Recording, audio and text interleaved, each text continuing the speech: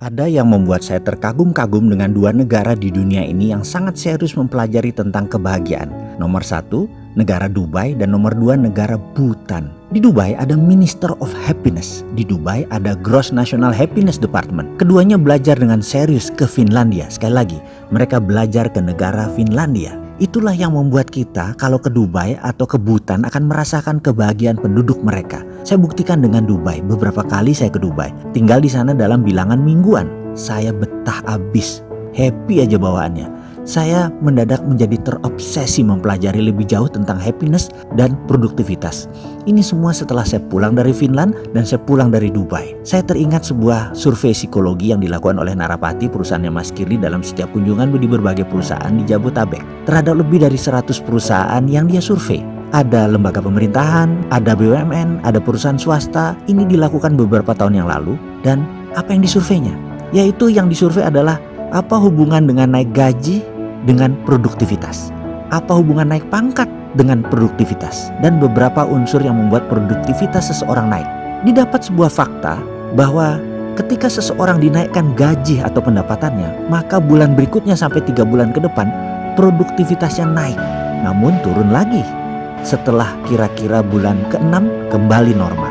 Ada yang lebih baik tingkat produktivitasnya, yaitu ketika seseorang pangkatnya dinaikkan. Ketika naik pangkat, maka sampai 6 bulan produktivitasnya naik. Kalaupun turun, baru di bulan ke-9 baru dia normal lagi. Jadi, kenaikan pangkat dalam posisi manajemen mempengaruhi produktivitas lebih lama dibandingkan naiknya gaji. Namun, ada lagi yang lebih tinggi dari naik pangkat, yaitu bahkan lebih sustain, lebih lama dan lebih panjang, yaitu ketika happiness faktor tempat kerjanya tinggi, ternyata produktivitasnya tinggi terus dan jarang turun. Ada 2 perusahaan di Indonesia yang memenuhi kriteria ini. Satu perusahaan TBK, namun saya tidak sebutkan karena nanti dikatakan saya promosi mereka lagi.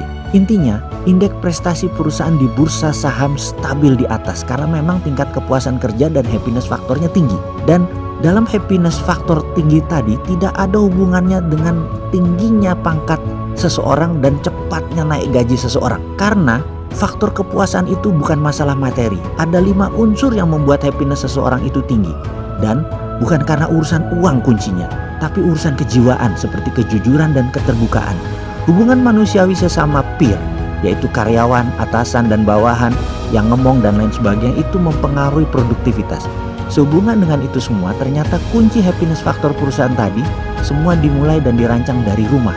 Ya, bukan urusan kantor tempat bisnis yang hanya 8 jam sehari, namun dari rumah, karena sisa waktu ditentukan bukan hanya 8 jam yang di kantor tadi, tapi yang 16 jam adalah di luar kantor. Itu ditentukan.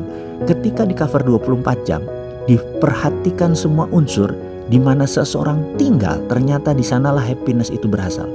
Lalu sekali lagi, saya kok ingin membangun komunitas bahagia ya? Komunitas bahagia yang berbasis kejujuran. Saya yakin kemakmuran tercipta dengan kebahagiaan.